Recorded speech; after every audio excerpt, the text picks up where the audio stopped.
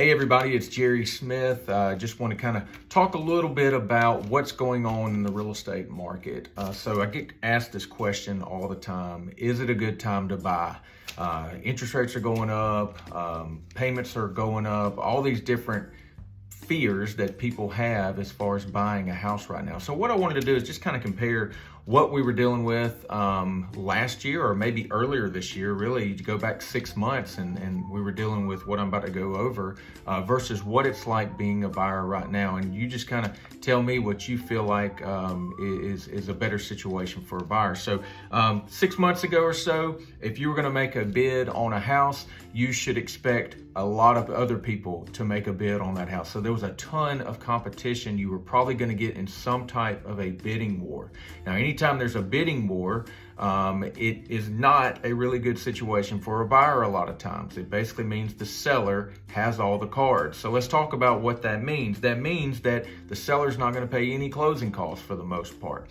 They weren't giving up any type of concessions in that time period. Also, if you were going to make an offer, you probably had to make an offer above list price. So in some cases, I was seeing people bidding $10,000, $20,000 over list price, and they would waive the appraisal gap. So like if there was a gap in the appraisal, they may have to pay that. So if the house only appraised for $200,000, but maybe they were under contract for $210,000, that $10,000 would have to come out of the buyer's pocket. So that's kind of what that meant.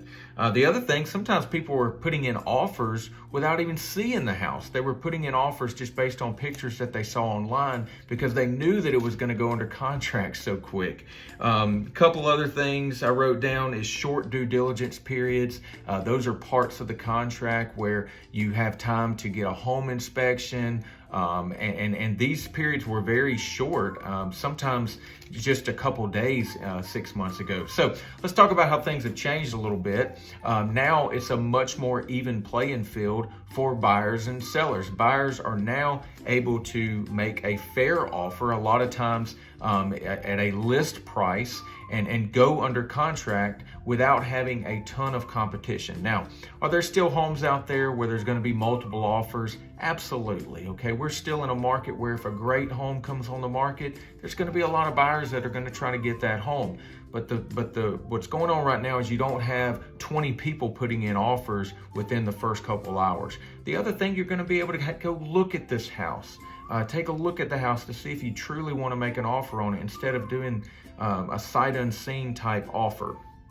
The other thing is you've got normal contingency periods. That means that if you have a 21-day appraisal contingency, you got 21 days to get the appraisal, maybe 14 days for financing contingency. All these things are what is normal, and you're seeing these on contracts. We're also seeing the seller contribute towards closing cost, and that helps bridge the gap tremendously for a buyer in this market, because a lot of times cash out of pocket is one of the biggest obstacles in buying a house.